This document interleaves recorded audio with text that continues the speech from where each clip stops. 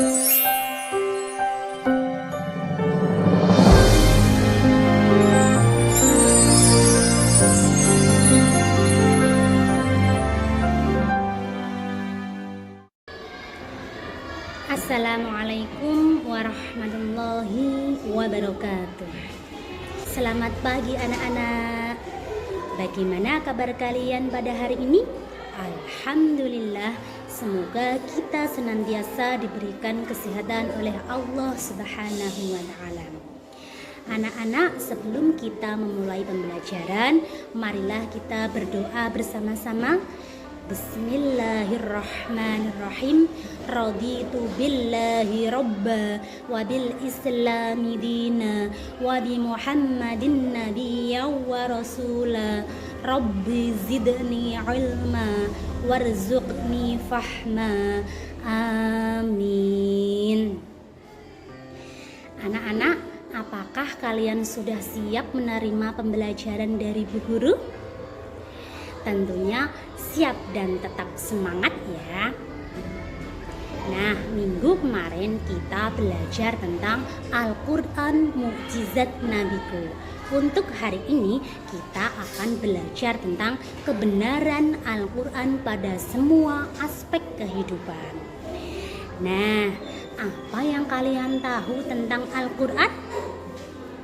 Al-Quran adalah kitab suci terakhir umat Islam, kitab penyempurna dari kitab-kitab sebelumnya. Nah, untuk lebih jelasnya, silahkan simak baik-baik ya. Tujuan pembelajaran pada pertemuan kali ini adalah: yang pertama, peserta didik mampu menghayati kebenaran Al-Quran dalam setiap aspek kehidupan. Kedua, peserta didik mampu mengidentifikasi pokok-pokok isi Al-Quran. Ketiga, peserta didik mampu menunjukkan ayat terkait dengan pokok isi Al-Quran. Dan yang keempat, peserta didik mampu menjelaskan kandungan ayat yang terkait dengan isi pokok ajaran Al-Quran. Sekarang perhatikan peta konsep di samping. Di situ senternya adalah Al-Quran yang mencakup akidah, ibadah dan muamalah, akhlak, hukum, sejarah, sains, dan teknologi. Jadi kita akan membahas satu persatu. Anak-anak, mari amati gambar berikut ini. Nah, pada gambar ini para pendaki gunung sedang melakukan sholat. Hal tersebut tidak menjadi halangan untuk meninggalkan sholat dimanapun kita berada.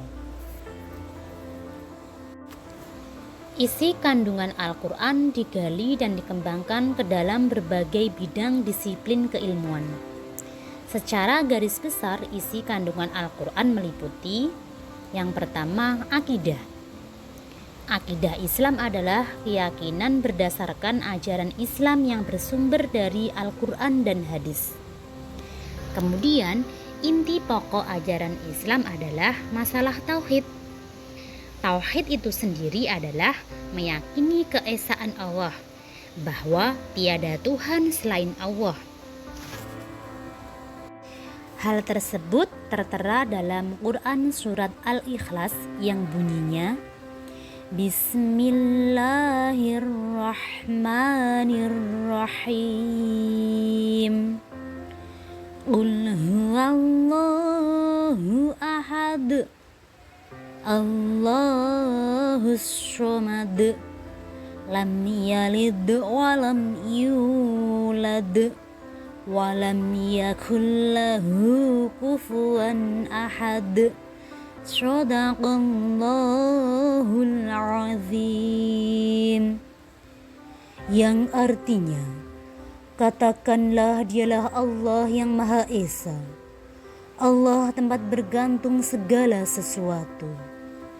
Dia tidak melahirkan dan tidak dilahirkan, dan tiada satu apapun yang sama dengan Dia. Di situ jelas dikatakan bahwa Allah tidak beranak dan tidak pula diberanakkan. Selanjutnya yang kedua, ibadah dan muamalah. Ibadah adalah menyembah atau mengabdi sepenuhnya kepada Allah.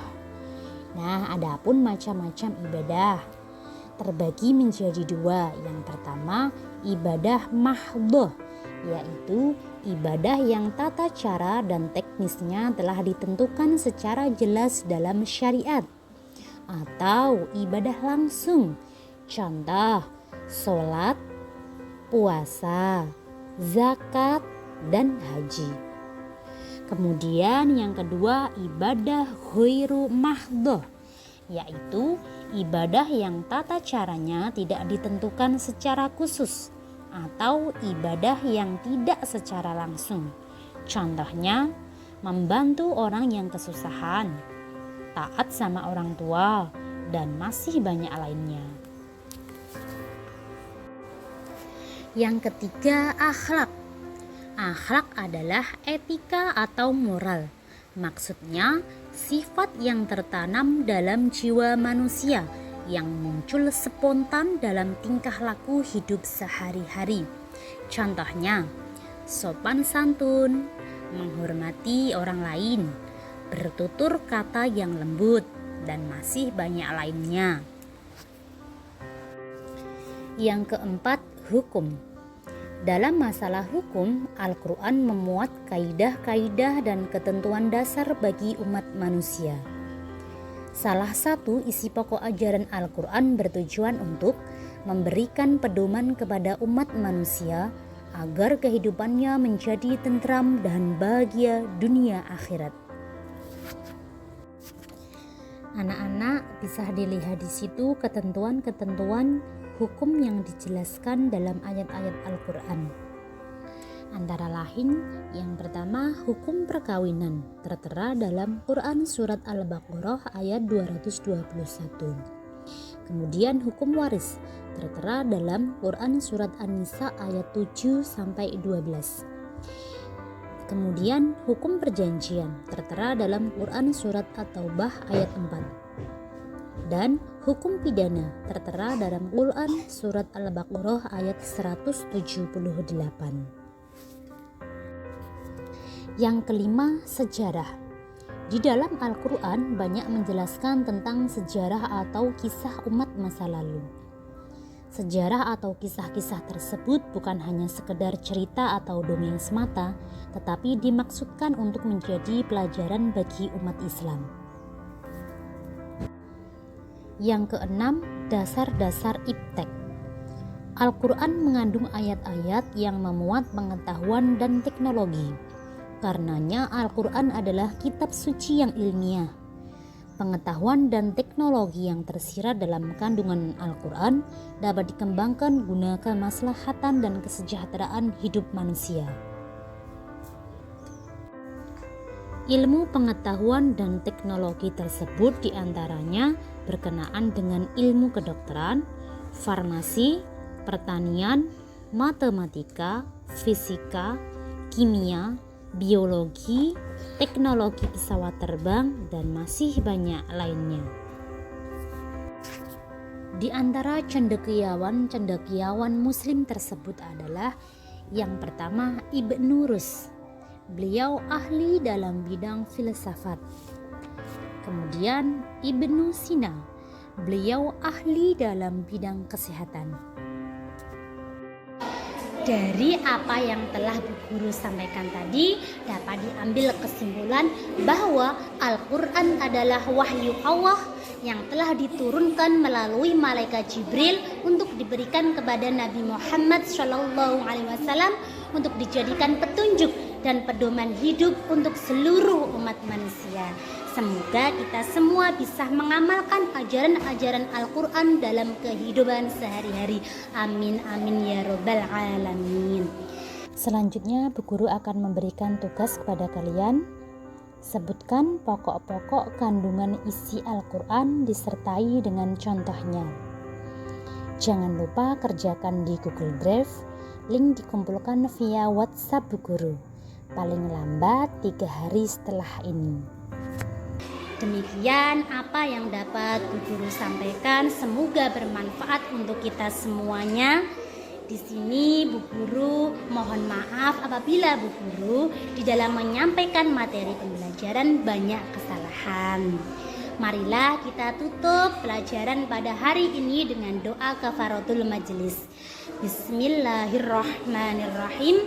Subhanakallahumma wa bihamdika asyhadu an la ilaha illa anta astaghfiruka wa atubu ilaik.